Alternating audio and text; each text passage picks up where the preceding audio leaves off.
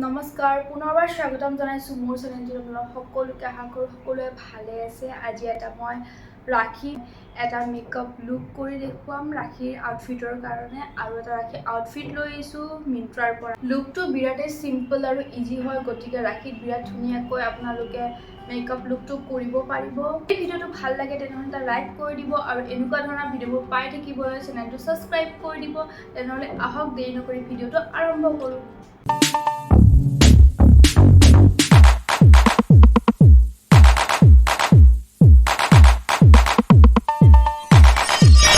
প্ৰথমতে মই মামা আৰ্থৰ স্কিন ইলুমিনেট ফেচ চিৰামটো ব্যৱহাৰ কৰিছোঁ। তাৰ পাছত মই ব্যৱহাৰ কৰিছোঁ কেফেনৰ ছানস্ক্ৰীমটো। এই ছানস্ক্ৰীমটোত SPF 50 আছে, যিয়ে আমাক স্কিনখন ৰ'দৰ পৰা ডেমেজ নহ'বলৈ সহায় কৰিব। এই ছানস্ক্ৰীমটোই ময়শ্চাৰাইজাৰো কাম কৰে, গতিকে মই ময়শ্চাৰাইজাৰটো আজি স্কিপ কৰিছোঁ।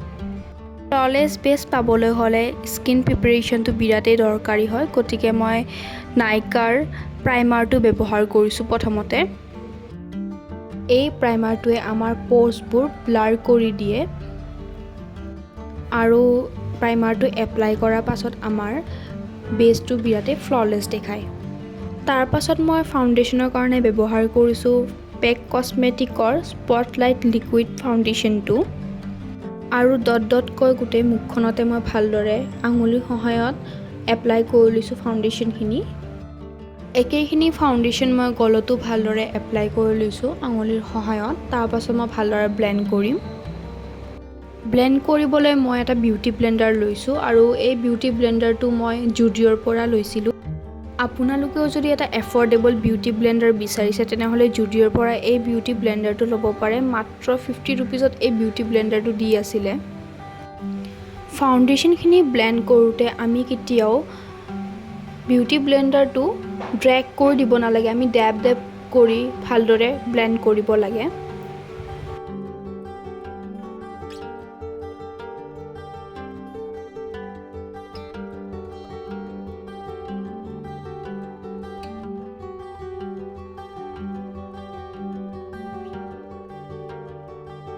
ফাউণ্ডেশ্যনখিনিৰ ব্লেণ্ডিংটো যিমানেই ভাল হ'ব স্কিনখন সিমানেই ফ্ললেছ দেখাব।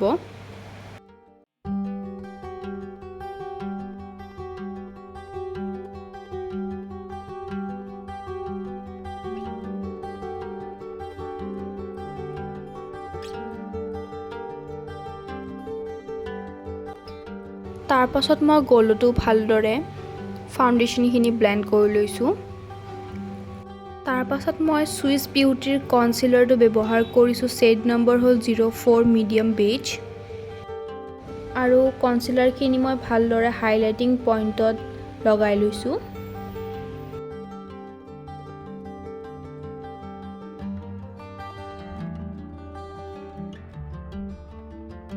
চকুৰ তলত কনচিলাৰটো ব্লেণ্ড কৰোঁতে বিউটি ব্লেণ্ডাৰৰ যিখিনি জোঙা পাৰ্ট আছিলে সেইখিনিৰে মই ভালদৰে ব্লেণ্ড কৰি লৈছোঁ।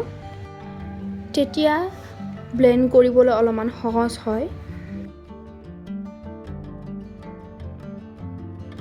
বেছটো ছেটিং কৰিবলৈ মই কম্পেক্ট পাউডাৰটো ব্যৱহাৰ কৰিছোঁ আৰু এইটো হ'ল মেবেলিনৰ ফিট মি কম্পেক্ট পাউডাৰ আৰু গোটেই মুখখনত ভালদৰে মই কম্পেক্ট পাউডাৰটো এপ্লাই কৰি লৈছোঁ যাতে বেছটোত কোনো ধৰণৰ ক্ৰেক নপৰে।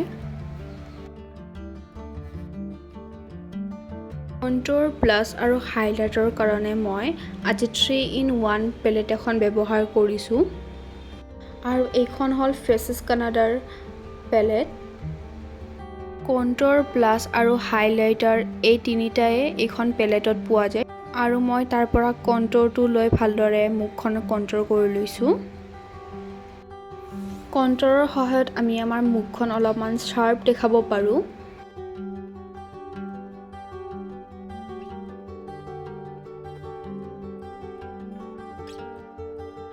ব্লাছৰ কাৰণে মই এই পেলেটখনেই ব্যৱহাৰ কৰিছোঁ আৰু পিংক কালাৰ শ্বেডটো লৈ মই ভালদৰে লগাই লৈছোঁ। Face makeup complete. এতিয়া মই আইব্ৰ'টো ভালদৰে ড্ৰ কৰি ল'ম। আইব্ৰৰ বাবে মই ব্যৱহাৰ কৰিছোঁ পেক কছমেটিকৰ আইব্ৰ পেলেটখন। এই পেলেটখনত জেল আৰু মেট দুটাই পোৱা যায়। ব্ৰাউন কালাৰৰ আইব্ৰ জেলটো লৈছোঁ মই আৰু ভালদৰে লাইনটো ড্ৰ কৰি লৈছোঁ। প্ৰথমতে ওপৰৰ পৰা লাইনটো ড্ৰ কৰিছোঁ, তাৰ পাছত আইব্ৰৰ তলৰ অংশৰ পৰা লাইনটো ড্ৰ কৰি লৈছোঁ। তাৰ পাছত মই মেট ব্ৰাউন কালাৰ এটা লৈছোঁ আৰু ভালদৰে ড্ৰ কৰি লৈছোঁ।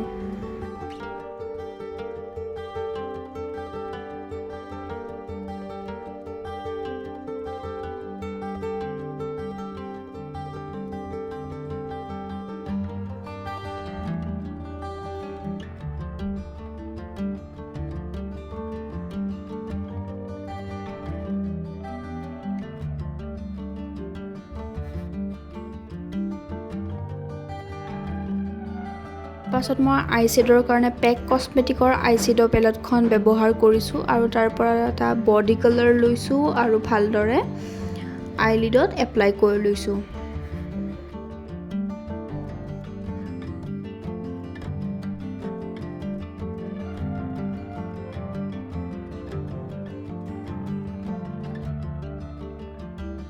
সেইখন পেলেটৰ পৰাই মই এটা পিচ কালাৰ লৈছোঁ আৰু সেই বডি কালাৰটোৰ ওপৰত ভালদৰে এপ্লাই কৰি লৈছোঁ যাতে কালাৰটো বেছি ব্ৰাইট দেখায়।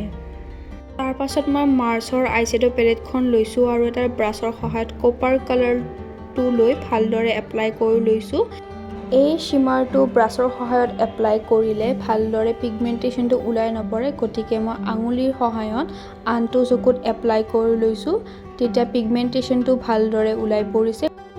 এনেকুৱা ধৰণৰ শ্বিমাৰ এপ্লাই কৰিলে আপোনালোকেও আঙুলিৰ সহায়তে এপ্লাই কৰি ল'ব। তাৰ পাছত মই আউটাৰ কৰ্নাৰটো অলপমান ডাৰ্ক দেখাবলৈ দুটা কালাৰ মিক্স কৰি লৈছোঁ আৰু এইখন পেলেটৰ পৰাই মই এই দুটা কালাৰ মিক্স কৰি লৈছোঁ আৰু আউটাৰ কৰ্নাৰত ভালদৰে ব্লেণ্ড কৰি লৈছোঁ।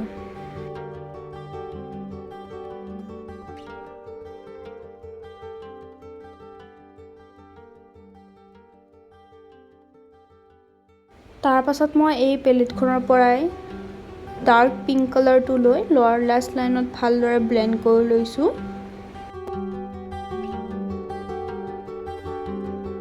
আই লুকটো কমপ্লিট কৰিবলৈ মই মাস্কাৰা ব্যৱহাৰ কৰিছোঁ। মাস্কাৰাটো 2-3 বাৰ এপ্লাই কৰিলে আইলেছটো ধুনীয়া এটা ভলিউম আহি যায়। তাৰপিছত মই ইনাৰ কৰ্নাৰত হাইলাইট কৰি লৈছোঁ। হাইলাইটাৰৰ কাৰণে মই পেক কছমেটিকৰ হাইলাইটাৰটো লৈছোঁ আৰু এইটোৰ পৰাই মই ভালদৰে ইনাৰ কৰ্নাৰটোত হাইলাইটিং কৰি লৈছোঁ। লুকটো ইয়াতে কমপ্লিট হ'ল আৰু মই এই হাইলাইটাৰটোৰ পৰাই গালত আৰু নাকতো ভালদৰে হাইলাইটিং কৰি লৈছোঁ।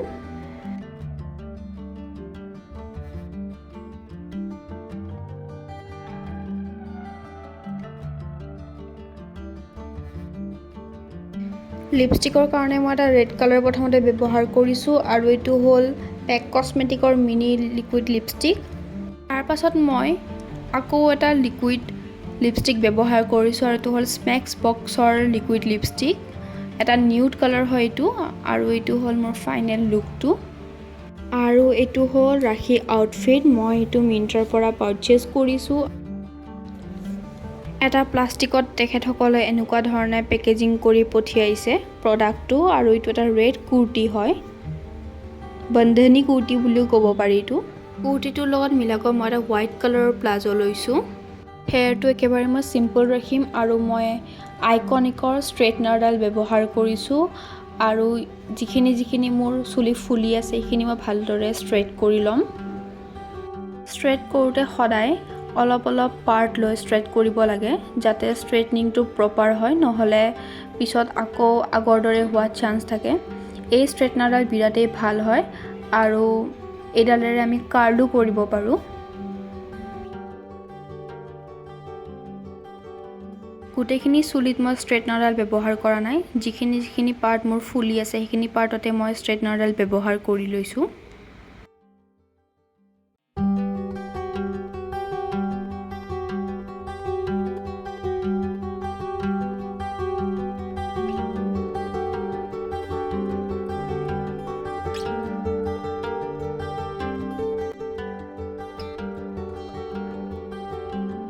তাৰ পাছত মই আগৰ চুলিখিনি এটা ক্লিপৰ সহায়ত কাণৰ পিছফালে নি ভালদৰে চিকিউৰ কৰি লৈছোঁ।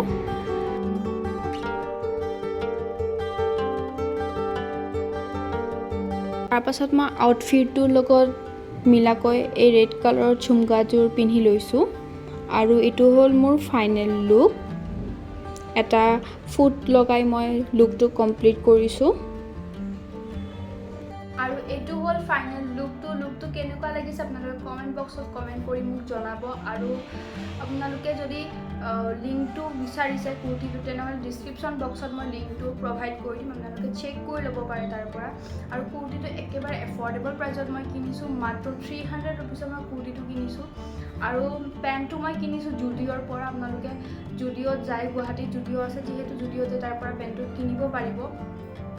গতিকে লুকটো কেনেকুৱা লাগিল জনাব। এতিয়ালৈ বাই বাই, আকৌ পুনৰবাৰ লগ পাম এটা নতুন ভিডিঅ'ৰ সৈতে আপোনালোক সকলোকে।